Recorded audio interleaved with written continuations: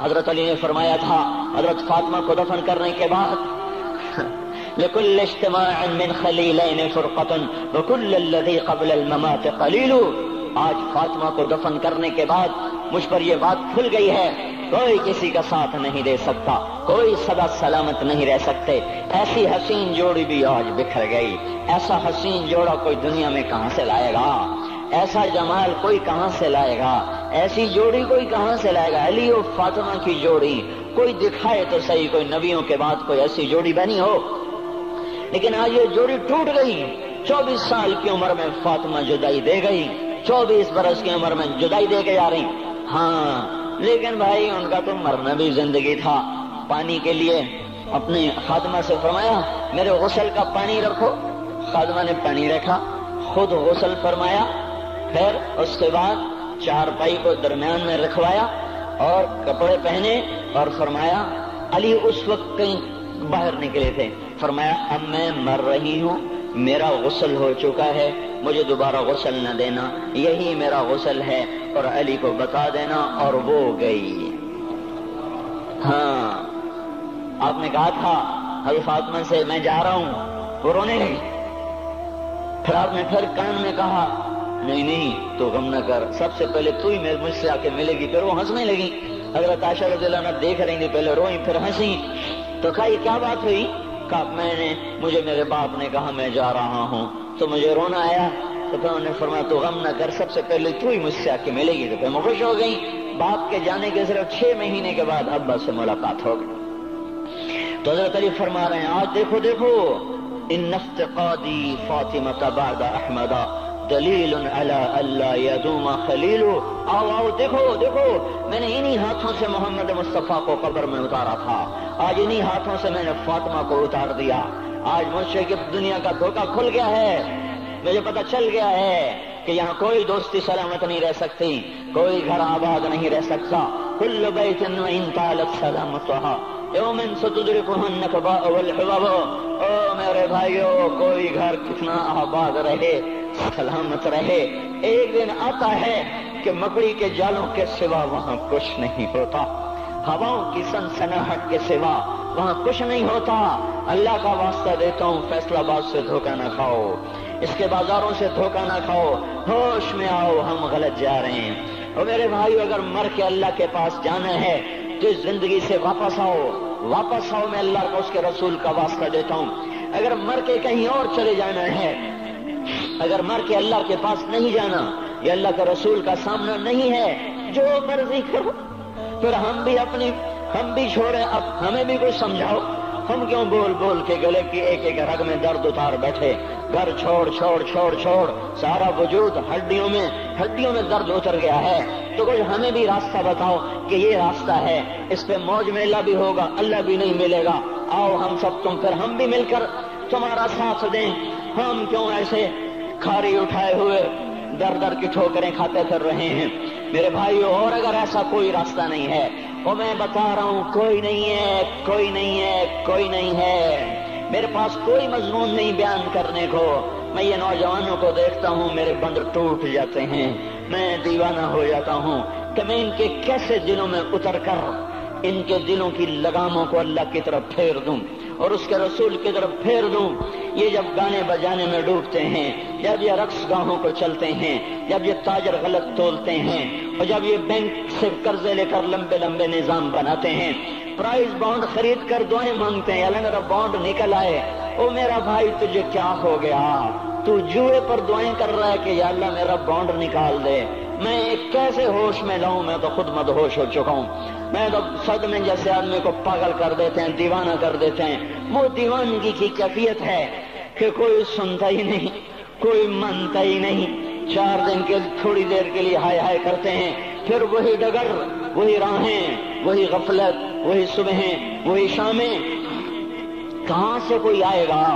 کون سی آواز آئے گی؟ کوئی قیامت کے کڑکا کو سننا چاہتے ہو؟ کیا آسمان کے دھماکے سن کے توبہ کرنا چاہتے ہو؟ क्या आसमान की बिजलियों को कौंधता देखकर फिर तौबा करोगे, या जमीन के कलेजे को फटता देखकर फिर तौबा करोगे, या समंदर की बिफरी मौजों को चढ़ता देखकर फिर तौबा करोगे, या हवाओं के झक्कड़ बगोलों को देखकर फिर तौबा करोगे? नहीं नहीं, फिर तौबा का वक्त निकल जाता है।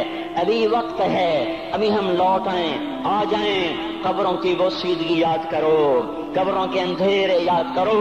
और मैं आपको सुना रहा था, उस कब्र ने मुझे रोक लिया, उसकी एक एक मिट्टी के जर्रे ने मुझे कहा कुछ इधर पढ़ दो, यहाँ कोई नहीं आया।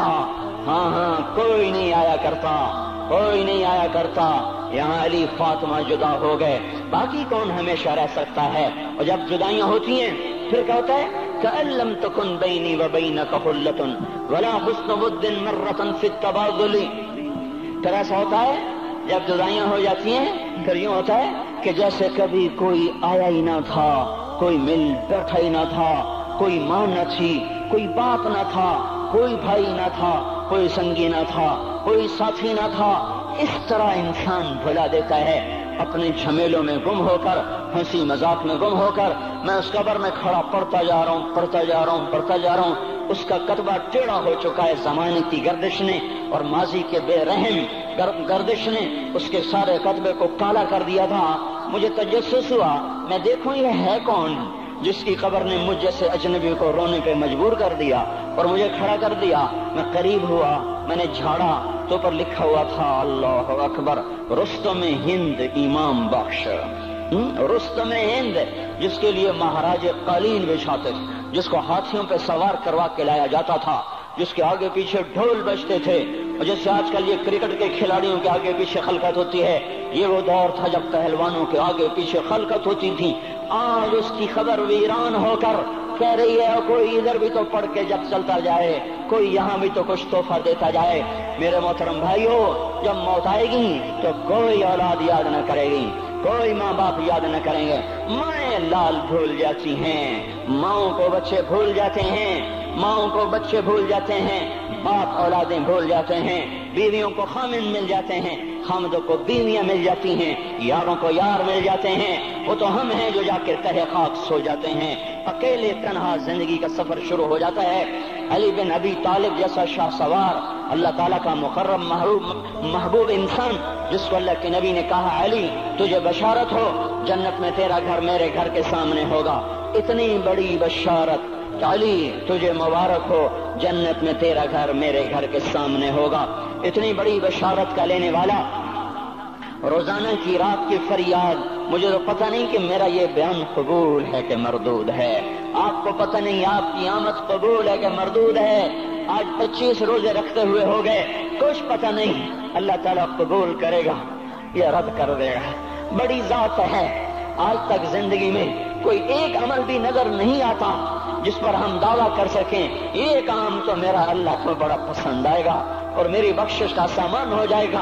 हम फकीर लोग हैं मेरे भाइयों, हमारी माइशत इतनी खराब नहीं हुई जितना हमारा ईमान खराब हो गया है।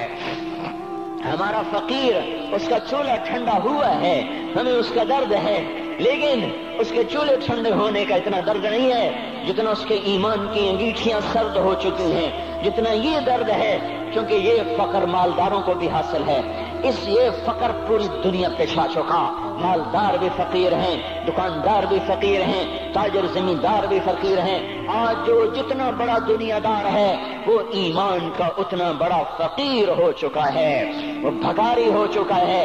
कुछ नहीं हमारे पास, कोई दावा नहीं जिंदगी भर के किसी एक अमल पर। जिनको जिनको जिनको जिनको जन्नत के परवाने मिल गए, अली का घर मेरे घर के सामने, फातिमा मेरी बेटी जन्नत की औरतों की सरदार, हसन हुसैन जवानों के सरदार जिनको जन्नत के परवाने मिले। हजरत अली रात को उठ के रो रहे हैं, आहिन आह मिन किल्लत ज़ात व बुअद सफर व वहशत तरीक। ए मेरे मौला मुझे माफ करना, मेरे पास अमल कोई नहीं है। ए मौला मुझे माफ कर दे, मेरा अमल थोड़ा है। और मैंने अभी क्या कहा है, मैंने अभी क्या बताया आपको कि अली का घर नबी के घर के सामने है। तो कुछ तो सोचो, कभी थोड़े अमल वाला भी दो जहान के सरदार के घर के सामने घर बना सकता है? کبھی تھوڑے عمل والا اتنے مرتبے پہ جا سکتا ہے؟ وہ کیا کہہ رہے ہیں؟ یا اللہ میرا عمل تھوڑا ہے تو میرے پاس کیا ہے جس کا میں دعویٰ کروں؟ یا اللہ میرا عمل تھوڑا ہے، یا اللہ مجھے تنہا جانا ہے، یا اللہ راستہ بڑا خطرناک ہے، یا اللہ عمل کا توشہ تھوڑا ہے، اے میرے مولا مجھے معاف کر دے، مجھے معاف کر دے۔ یہ وہ ہیں جو معاف ہو چکے ہیں، جن کی بخشش ہو چکی ہے، اور مجھے تو پتہ نہیں ہے کس حال میں جانا